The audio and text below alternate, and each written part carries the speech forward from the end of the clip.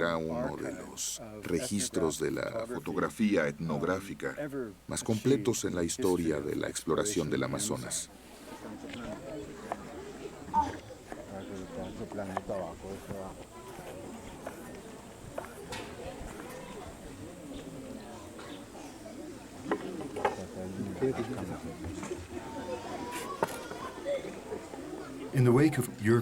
Desde el primer contacto con Europa, los pueblos indígenas sufrieron un sinfín de agravios, comenzando con el golpe invisible de enfermedades que fueron la esencia concentrada de la muerte para ellos.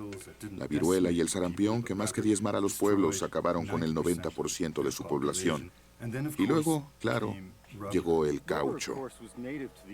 El caucho era nativo del Amazonas, pero no era posible cultivar caucho en las plantaciones de la cuenca debido a la existencia de una enfermedad fúngica conocida como plaga de hojas sudamericanas.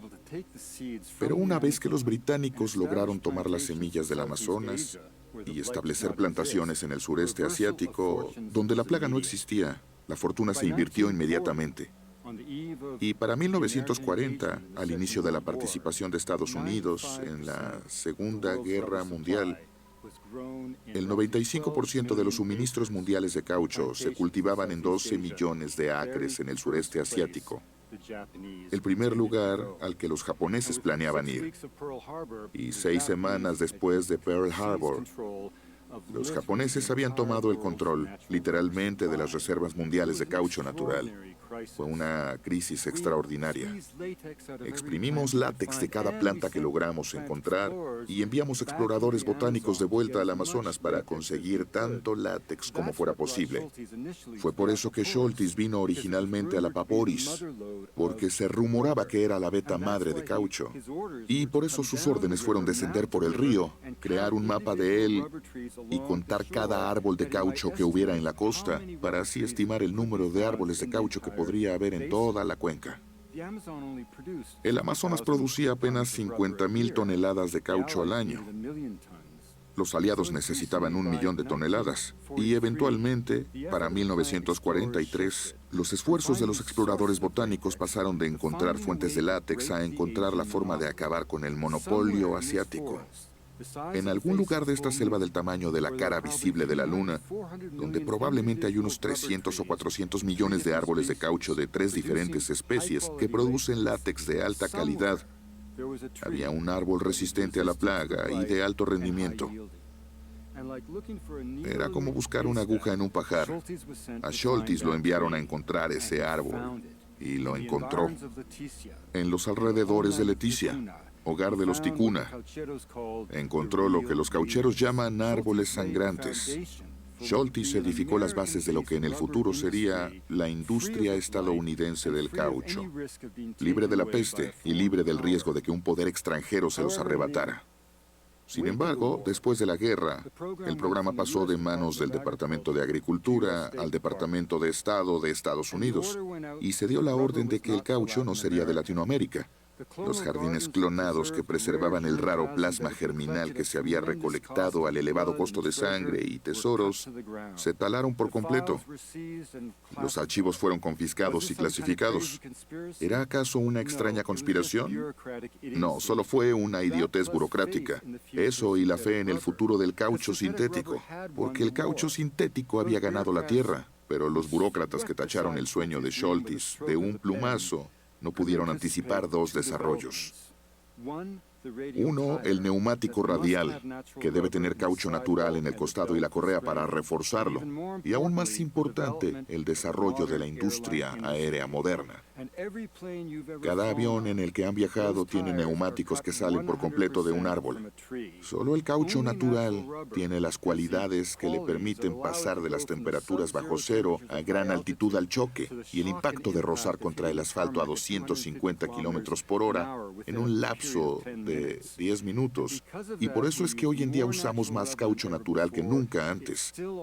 Todo aún proviene del sureste asiático, de plantaciones que esencialmente son un clon genético genético de las semillas que Wickham recolectó en 1877. Y como un gran patólogo me dijo un día, la espada de Damocles reposa sobre el cuello del mundo industrial. Un solo acto de terrorismo biológico o la introducción accidental de una espora en el sureste asiático pondría en riesgo toda la industria.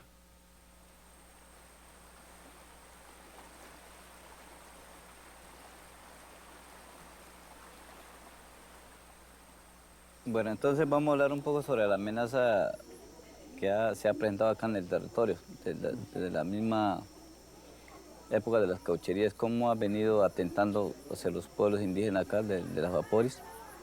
La misma llegada de los evangelizadores, la evangelización, cómo ha ido cambiando ese mundo. En esa época la cauchería se maltrataba mucho a la gente, inclusive no hace tanto. Cuando no traían la cantidad de caucho, al principio lo mataban, lo quemaban. Después ya como cuando llegó el corregidor y tuvieron que calmar, y ahí los misioneros calmaron un poco, pero no del todo, porque sí calmaron tanto la matanza, pero no calmaron la injusticia del endeude, de cierta esclavitud. Entonces cuando no traían caucho, por ejemplo, suficiente, los colgaban eran los dedos, ¿no? Y claro, les violaban a las mujeres, les quitaban las hijas. Y luego bastante tiempo, hasta el tiempo en que yo entré en los años 70, todavía estaban con el endeude, todavía estaban en las caucherías. Y entonces, por un lado, los caucheros tenían a los hombres. Por otro lado, los misioneros se llevaban obligados los niños al colegio. Y entonces, si había un ritual, no había quien lo hiciera. Si había un muerto, no se podía enterrar. Si había que hacer ritual de Yuruparí, no se podía hacer. Entonces se estaba afectando mucho la cultura, mucho la salud, había mucho problema. Me acuerdo que hablé con el papá de Jairo Cubeo, Inocencio. Entonces yo le pregunté, ¿usted por qué tiene deuda? ¿En qué se metió? Y él dijo, se tradujo, que había sacado una máquina de coser, de esos de pedal, para la mujer. Y le dije, ¿cuánto tiempo está pagando? Y me dijo, 35 años. Llevaba pagando esto. Imagina que no vale nada. Y entonces ahí fue que yo me comprometí con ellos y dije, pues voy a apoyarlos un poquito, voy a apoyarlos un par de años para ver cómo salimos de los caucheros. Y ahí comenzó mi historia. Me fui quedando. Entonces de 2 años terminé quedándome 45. Cuando eres joven estás en busca de esa persona especial que